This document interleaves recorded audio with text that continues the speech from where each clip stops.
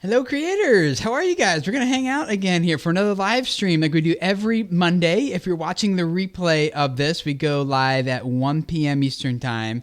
Pretty much every Friday now. We're trying to make these regular, and we've been regular for a little while. So we'd love to have you make sure you enable notifications on this channel so that if you are watching the replay of this and you just want to know, hey, when do these happen? How can I get involved in the awesome community around this? Make sure you enable notifications and click that bell icon next to subscribe, and you'll get a notification when we go live. You can join us right here Mondays at 1 p.m. Also, if you're watching the replay of this, you can, a little tip I like to do is you can watch this in like double speed if you'd like to kind of get through the whole thing a lot faster. Just click the playback, change the playback speed option in the little gear setting of the YouTube player here. And if you're on desktop, if you're on mobile, just tap the three little dots and you go to playback speed. And I usually watch in like 1.5 or double speed, but it's up to you. The rest of you guys here in the chat, welcome. We're going to talk today about some of the YouTube's new policies that they have for community guidelines and some of the implications that it has for us as creators coming out of a lot of the controversy that we have all been hearing and seeing and lately with several different creators. A lot of people are picking on Jake Paul, but it's not him. It's not only him, I should say. There's far more people besides Logan Paul doing this type of stuff. So what we're going to do is I'm going to record this as a podcast. And let me get up a certain, we'll just go with the podcast thing. And then we're going to get right into the content. So Trina, my producer's in the chat, and she'll be taking your questions. So make sure you're asking them as we go through this. I'm going to just kind of do the recording part, and then we're going to answer your questions at the end. So welcome, everybody. That TCAT, good to see you. Walt Wins, Leisha Forever, Phototech Creative, Unusually Unique, Voivids. Good to see all you guys. All right. So we're going to jump into this recording, and then we're going to jump into all your questions here at the end. So make sure you put those in chat. And there's Trina. She'll grab them for you, and then we'll talk about them. Ready? All right, here we go.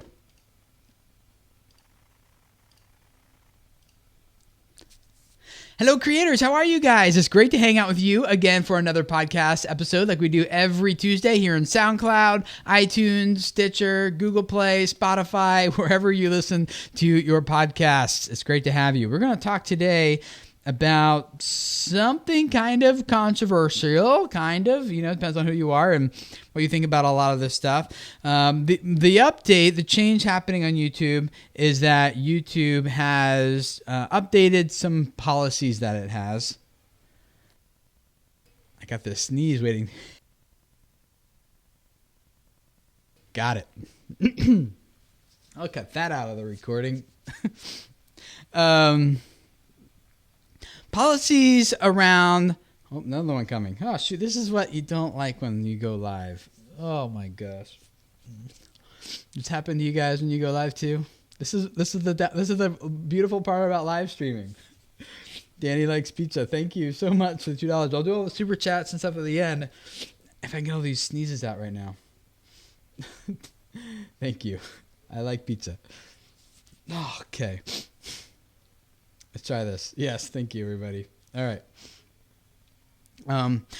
These policies revolve around the changes in how YouTube is going to address situations that cause a lot of harm to its community on YouTube. Now, a lot of you guys, I know, about some of the things that have happened recently with like Logan Paul. I know a lot of people kind of point to that channel and kind of say like, he's ruining all of this. He's making like YouTube change all their policies and adding more restrictions to us, and all this stuff is happening because of Logan Paul.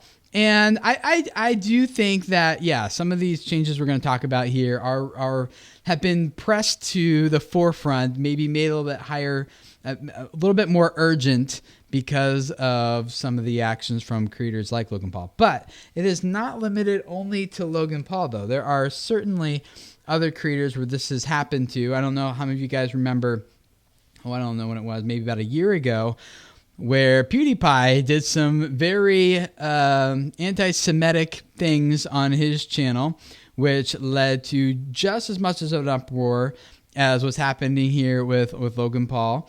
and YouTube again was slow to react, and so like what should we do here? Went big on the Wall Street Journal, and PewDiePie came back and issued an apology. Very similar circumstances. So this isn't just limited to Logan Paul, but I do think it presses forward. So what are the changes? What are the new things happening to the community guidelines that we as creators need to be aware of? Well, there's a new post put up on the YouTube creator blog. If you guys don't follow that already, you definitely should.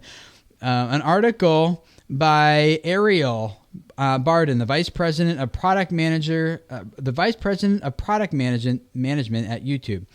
And this article goes into a few things, kind of outlining the background of why this, certain behavior on YouTube is harmful to the community. The community, by the way, they define as pretty broad definition. So when they talk about the YouTube community, what they mean is defined as advertisers, the media industry, and the general public. And I'm assuming YouTube creators as well.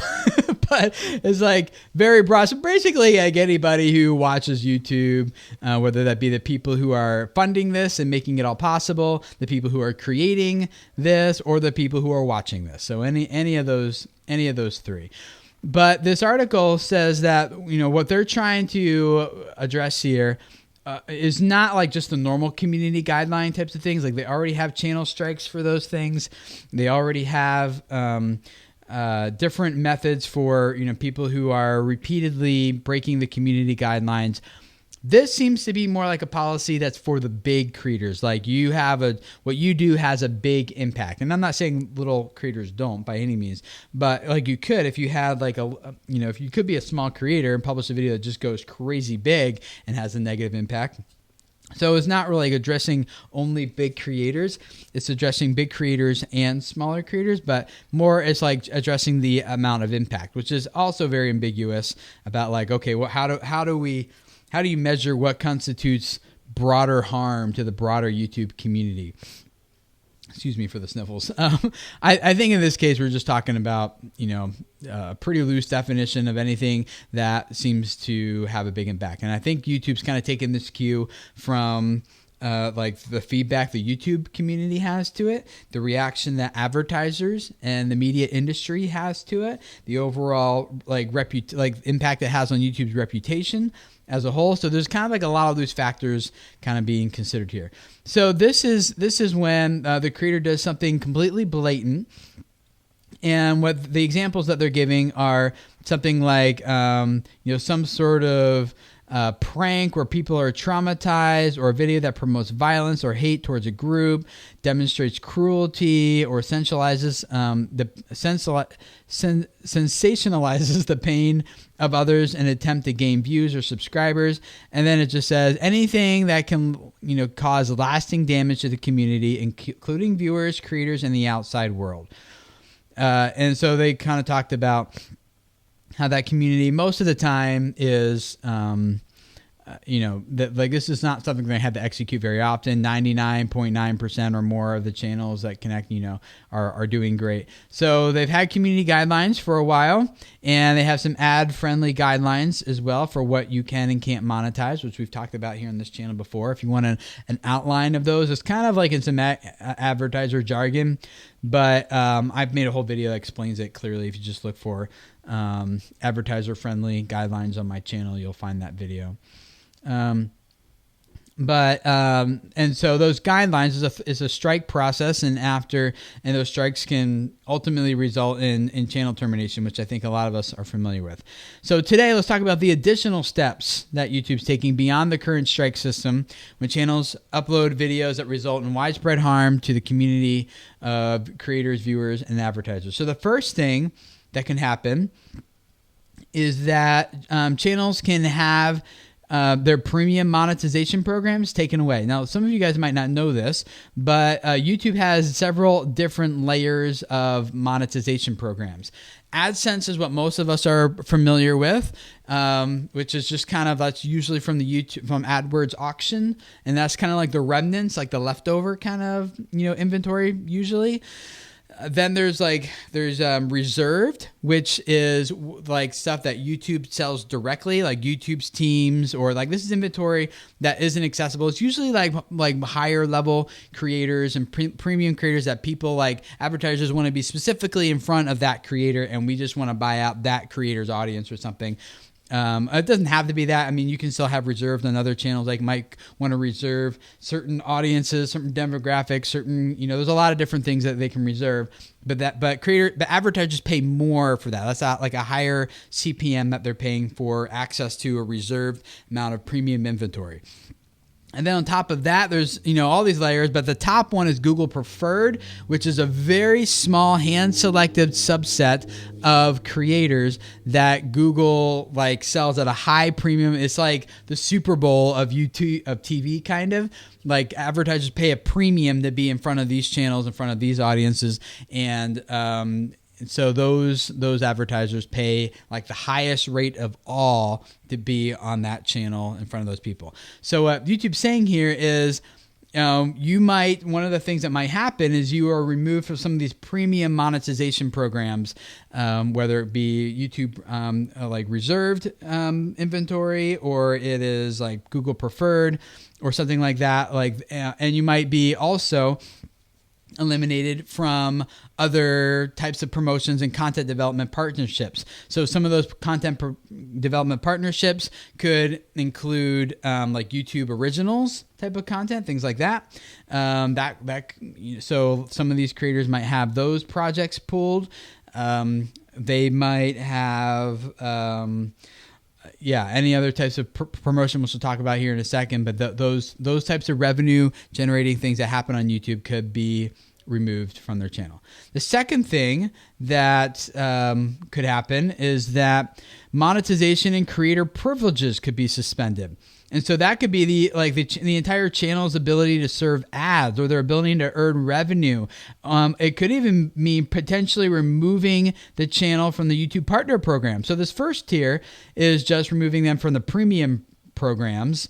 And then the second tier is like, we might remove you from the YouTube Partner Program altogether, including creator support and access to YouTube Spaces, their dedicated partner managers, all those types of things would then disappear.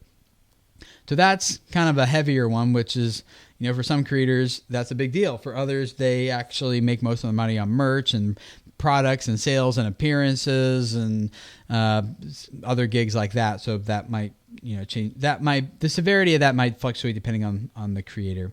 And then the last one, this is one I think is the biggest, like this happens to you, man. The third one is video recommendations. We may remove a channel's eligibility to be recommended on YouTube, such as appearing on our homepage, trending, or watch next.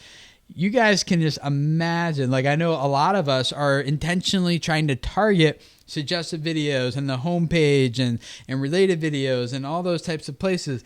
So being removed from that is like a really big deal.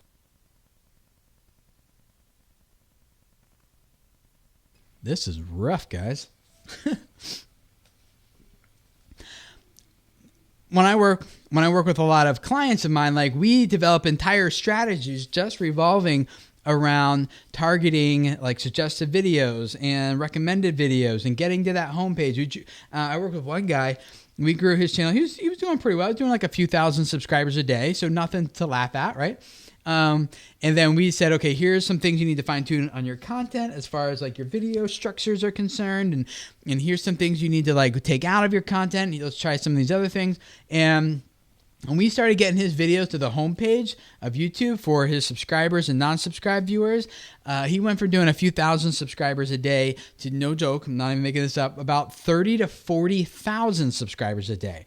And he just blew past 1 million subscribers like that, very quickly. And so that is a very critical traffic source to try to target. And once you hit it, it's like gold. So for YouTube to say, we are going to remove you from those search and discovery positions, that's like taking the lifeblood out of a channel. That means no one can ever discover you, and no new subscribers are going to be coming in unless they're going directly to your channel looking for you. There's going to be no more accidentally stumbling across your videos, across your channels. That one, I think, for me anyway, is the most severe. I know the monetization one is pretty big for a lot of people if you depend solely on Google and YouTube. But we've talked about this many times here, guys. Like, that's not something you should do. You should make money on YouTube, not money from YouTube, right? So find other business models and other ways of monetizing your audience. We've talked about that plenty before, so we're not going to get into it here. But that is definitely very important. So fortunately, YouTube has provided many other ways that you can get more information about this. There's links to these articles down in the show notes of this episode. And you'll also find links directly to their advertiser-friendly guidelines if you want to read exactly what content is. They share content that is not suitable for most advertisers. They share best practices for creating advertiser-friendly content. They talk about turning ads off on content that is not advertiser-friendly. So they talk about a lot of that. But they also have another page down there. You can find just detailed information on all their policies and safety. And so if you go just search for YouTube community guidelines, they have a video about it, and it's really not, and this is what applies more for us. It's not really like that hard. No nudity or sexual content, no harmful or dangerous content, no hateful content, no content that is violent or graphic content, no harassment or cyberbullying, no spam, misleading metadata or scams, no threats, no copyrights, no impersonation, no privacy, posting other people's privacy without permission, nothing that is considered child endangerment. And there are some other policies which you can find here. It's vulgar language is not appropriate for some younger audiences, and, sexually explicit language and things like that might add to like age restriction of your videos and things like that. But the majority of it you can find right here on their YouTube guidelines. So let's dig into some of the comments of those of you guys who are watching the live stream of this, and talk about some of the questions that you guys have, because I know a lot of you guys are thinking like, oh no, is this going to impact me? And is this going to make a big difference? And those of you guys who are listening to the podcast, you're going, what the heck? I've been live streaming a lot of these podcast recordings. So if you want to join us at youtube.com/video creators, we'd love to have you. We try to do these every Monday at 1 p.m. Eastern time. And so click that bell icon to get notified when we go live. And you can hang out with me and hundreds of other creators and join in these conversations that's happening in the live chat while we do this. Now, I want to jump on some of these. We hit up the super chats real quick, and then we'll jump on some of these topics. Thank you, guys, for all of you guys who are doing the super chats. You guys are awesome. For Danny Likes Pizza for the $2, and Noke MK 1920. Thank you so much for your super chat. Do you think these changes are necessary, and will it help when you do not need advertising revenue to live off YouTube? Yes, I do think these are unfortunately necessary. And I think what's happening here is kind of like, I don't know the quite example is here, an illustration, but it's kind of like when, like, let's say you're a parent, you have a child, and they've already done something that they shouldn't do. So then you issue some sort of discipline. The discipline at that point is really set to serve as a reminder, I think, for that person to like think twice before they do it again, right? Like, it's not going to fix what's already been done. It's not going to fix like all the harm that's happened or whatever happens as a result. That has already been done. It's more of like, let me do something here so that so you think twice about doing this again. And that, I think, is what this is about. So yes, it's necessary. And from what I've heard, it was retroactively applied to Logan Paul's channel. He was removed from his YouTube original content that he was in the process of creating, and the revenue from that, and as well as he did have his channel removed from Google Preferred, the top tier, premium ads, and some other things too. So I did hear that happened. But going forward, it's like, not only can that happen, but you can also have these other things that we discussed happen to you as well. And so I think hopefully it'll just help creators think twice. Like, hey, if I do this, I could not only potentially lose my channel, but lose the revenue, maybe, if I don't lose the channel, and lose discoverability and a lot of big things. So JPL Studios, thank you so much for the 10 pounds. I don't know what that means in dollars, but thank you so much. Said, hey, Tim, thank you so much for your amazing channel. You've helped me grow over 4,000 subscribers. Thank you for your time and effort. You're welcome. And congratulations on 4,000 subs. That's amazing. The real Madison Kate. Hey, I think we were supposed to have a consultation, aren't we? I'm looking forward to that, Madison Kate. Should we expect an increase in ads after the 20th due to all the people becoming ineligible? Okay, this is kind of a different topic, but I'll hit it here, and then we'll go to some of these other ones. Yeah, a lot of people are saying that a lot of these policy changes and removing creators who don't have 4,000 hours of watch time and 1,000 subscribers who will be removed from the YouTube Partner Program is a reaction to Logan Paul and some of these things. It's clearly not. YouTube has come out and said that many times. This has been in the works way prior to before that. These updates to the policies of the YouTube Partner Program. To answer your question, so one of the things people are saying, this is actually a reaction to trying to remove a lot of inventory so that on YouTube, so that CPMs go up for all the people who are in the partner program. So they're going to remove a ton of these creators so that there's less available for advertisers to advertise against, thus increasing demand, thus and creating more competition and driving up the rate that advertisers are paying. I am very skeptical about that. I have heard that many times. It's just total speculation. Here, I like to talk about things that are factual, like things we actually have information on, data about, and we can spend and waste ultimately a lot of time going to speculation. I'm not saying you are, Madison K. I'm just saying that in general, like a lot of these speculation things can cause a lot of worry, a lot of fear, and take up a lot of anxiety and be emotional distress on us. And I'm like, we don't know. I'm not going to stress about it. And I want to focus on things that are facts and are research and things we actually positively know. And that's the things I tend to talk about here with you guys. But to answer your question, my personal opinion is that it's not going to make much of a difference because, it would if you're removing like top tier creators, but you're removing, for the most part, creators who are getting less than 4,000 hours of watch time in the past year. You're not removing a whole lot when you consider YouTube's big picture of like how much watch time is being spent overall. I think they're losing very little inventory relative to the big picture, and that it's going to make very little impact, is my guess. So I forget the exact stats, but I did hear from YouTube, I think Susan Wojcicki or someone said this last year.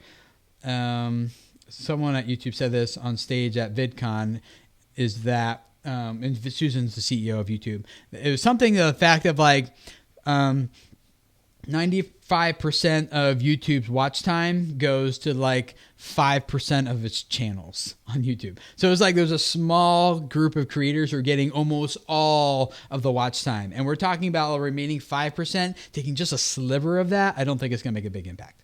Okay, so I rambled about that a little bit, but that answers your question. Let's see here. Thank you. Oh, you guys for the super chats are so awesome. Thank you. Santono, thank you for $2. How can I get more watch time? Got plenty of videos about that on my channel. Go check that. Just search for watch time on my channel. You'll find tons of them. And then alcohol reviews on YouTube. Another two from Whiskey as there's Seek and Americanas. I don't know what language that is, but thank you. Alcohol reviews will be most likely age restricted. So you can still do them, but there'll be a warning. People have to say, yes, I'm over 21 or 18 or something, depending on where you're at, to get access to those, to watch those videos. Better with a drone. I've been a partner for years. All my videos suddenly lost monetization January. I have not been told why. I don't know either. I can't help you on that one. I'm sorry. That would be you'd have to go through YouTube support on that one. I have no information about your channel, why that would happen. To Afi en Casa, something about that's Spanish or something in your house and my house or something. Why some channels with less than 10,000 have the community tab? Is that what you're talking about? I don't know. Supposed to be 10,000 plus. So those who have less maybe have a special arrangement with YouTube, or maybe they've been whitelisted for other reasons. I can't answer that question. Okay, here. Let's stick with the on-topic ones here. If you are part of the YouTube Partner Program but don't have the numbers, will you lose any features? Okay, yeah. So we talked about this in last week's or 2 weeks live streams episodes. We went into a lot of details about all this stuff and what's going to happen. So I'd refer you back to that one. But the short answer is no, you're not going to lose access to any features, except for monetization, which would include super chat and sponsorships. But if you have the sponsorship option, you're probably above 4,000 hours and 1,000 subscribers. So, all right. Yeah, you guys mostly just want to talk about the stuff related to the YT partnership stuff, which I get. That applies to most of us far more than some of these policy changes do. So let's do this last one here. Does subscriber to view, this is from JFF, does subscriber to view ratio affect how well videos do, the YouTube view velocity algorithm part? We could get into all that. I would suffice it to say that focus on creating content that people want to watch. People get all into like data and numbers and forget about the human element of all this. The human element is what the algorithm responds well to. So focus on that. That's what you should focus on. But to answer your question, does the view ratio affect? Again, we could get into speculation. I like to focus on data and facts of things we actually know, and we don't know that part. What we do know that it's based on watch time and how quickly video earns watch time. But if it's getting like YouTube, the views isn't how you should be thinking about it. You should be thinking about it in terms of watch time, audience retention, things like that. So that's how you should think about this. And then $5 from Zest and Glow. Glow, thank you so much. I know it's not much, but let's just say thank you for all the advice you give us. Thank you. I really do appreciate that and appreciate all your support. For those of you guys who want more than what we talked about right here in this live stream or this podcast episode, there's plenty more stories to talk about. I try to keep these to a certain length, so we have enough time to talk about a topic. We try to shoot for about a half hour here, so we can talk about the topic and then do Q&A with you guys. But this industry is changing and growing so rapidly. There's always more to talk about than we have time here for. So there's some things, really cool things happening around like AI and voice control with online video. And there's some things happening with how AI can predict things like if humans will like your thumbnail image or not and images. And there's a lot of big things happening, a lot of different trends that are happening coming up here in 2018. So we will be digging more into all that voice tech and algorithm stuff and technology and things that's happening in online video. That's what we do with patrons. So after every one of these live streams, this gets posted to Patreon. It's just $1.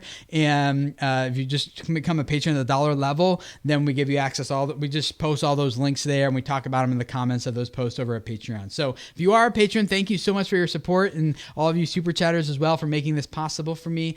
It's patreon.com/video creators. You'll find a link to that in the show notes below here or in the description of the live stream, and you guys can go check it out, and we'll be talking about all those other stories over there. So looking forward to seeing you guys over on Patreon. This is your first time here. We'd love to have you subscribe, and thank you for hanging out, guys. We'll see you guys tomorrow for another video. I think tomorrow's video, we're talking about some hacks and tips that most people don't talk about that help you design your thumbnail images so people actually want to click. So I got a designer jumping on the video on the channel with me, and he's like a data scientist when it comes to thumbnails, and he's going to give you some big hacks of design tricks and tips to do with your thumbnails to get more clicks and more views on your video. So that's coming up tomorrow. Subscribe to the YouTube channel if you haven't already for that, youtube.com/video creators, and I look forward to hanging out with you guys over there. In the meantime, I'll see you guys on Monday for the live stream or Tuesday for the podcast episode. See you guys then. Bye.